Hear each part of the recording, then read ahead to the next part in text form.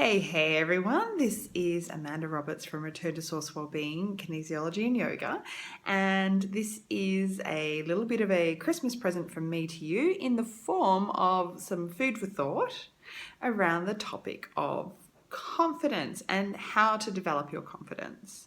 So, first things first, hands up if you've ever felt like you need more confidence in some area of your life.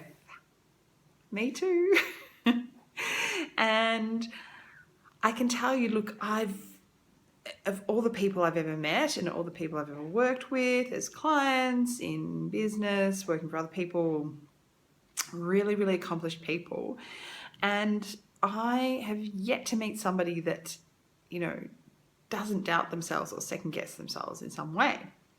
It's probably a fairly natural defense for us to have.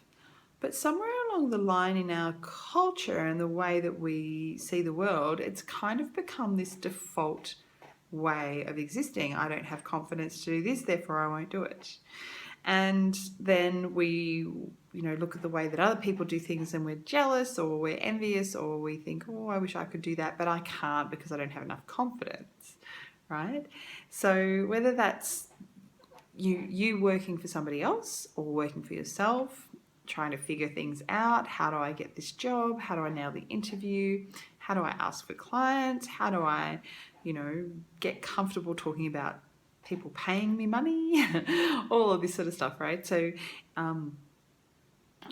we can actually let our lack of confidence get in our way.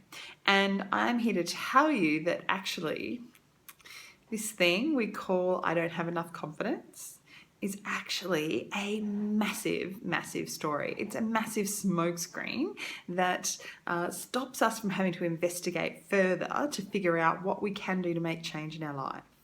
So instead of allowing yourself to be sucked into the story, I don't have enough confidence. Oh no, I couldn't do that. I'm not confident enough. Oh no, I could never this. I could never have my own business. I could never go and do more tertiary studies.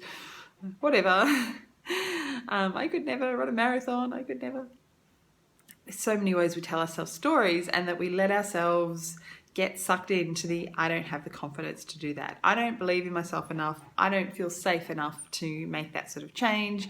And so I'm going to throw up my smoke screen, which stops me having to do any more work, which says I don't have enough confidence. I'm not confident in myself. I'm not confident in my abilities. So there's a few steps that we need to look at in order to make changes in our confidence, because everybody, absolutely everybody, can be more confident in their life in general, in various parts of their life that they're not confident. But you've got to be willing to do the work, like everything, right? So the first step is that you actually have to want to do it. The same thing with anything that we do in our lives, right? How do we get to take a holiday somewhere we really want to go? Because we want it. We want it in the first place. If you don't want it, then you're not going to book your holiday.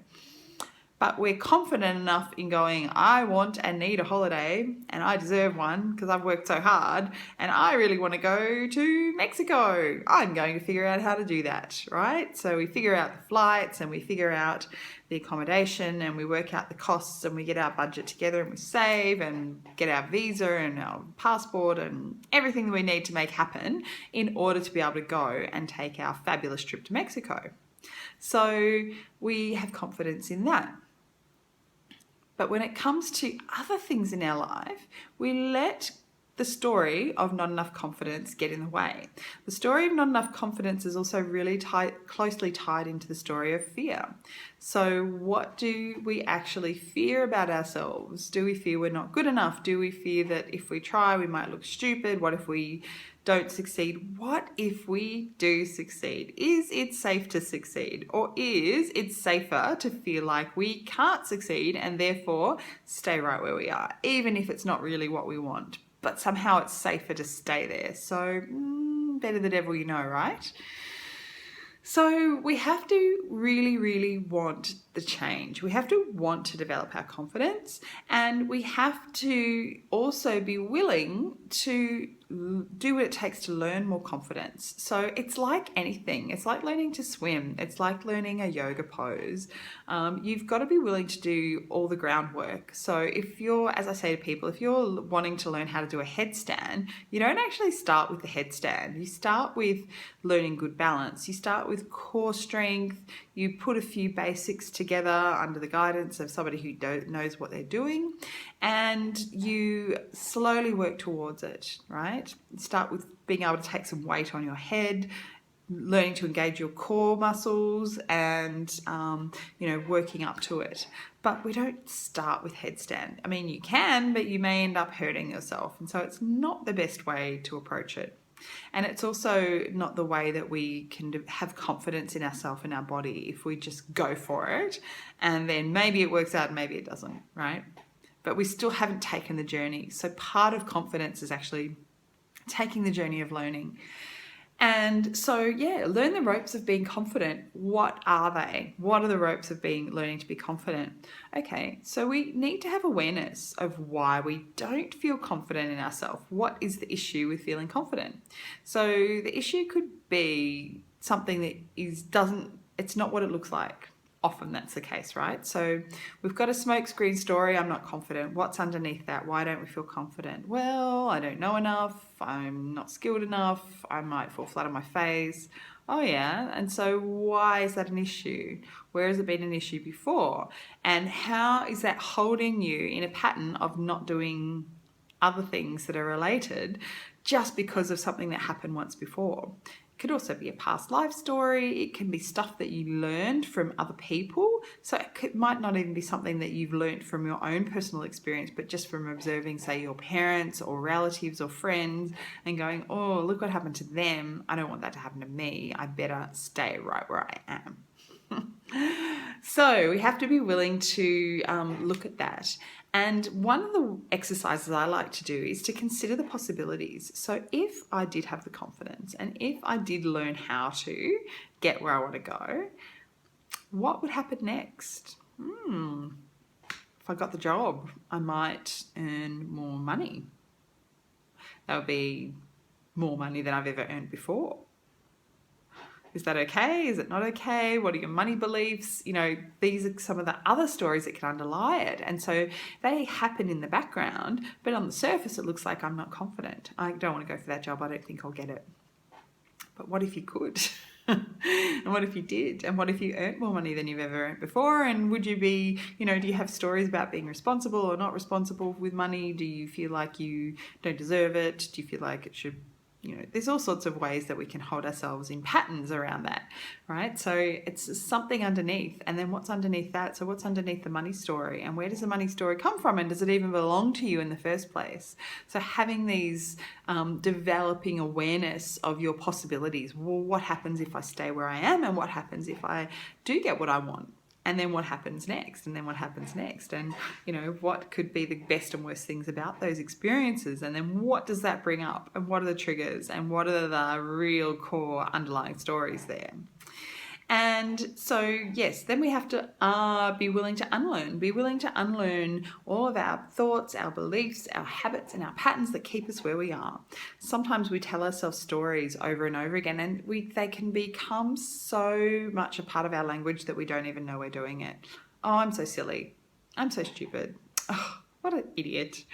And so we tell ourselves these things. It becomes part of our programming, and because we do it over and over again, it becomes part of the message that we tell ourselves, this is true about me. Or we listen to other people's stories about us and we believe them because we hear them over and over again. So we imbibe stories about ourselves from ourselves as well as from others, and we think that that's actually reality.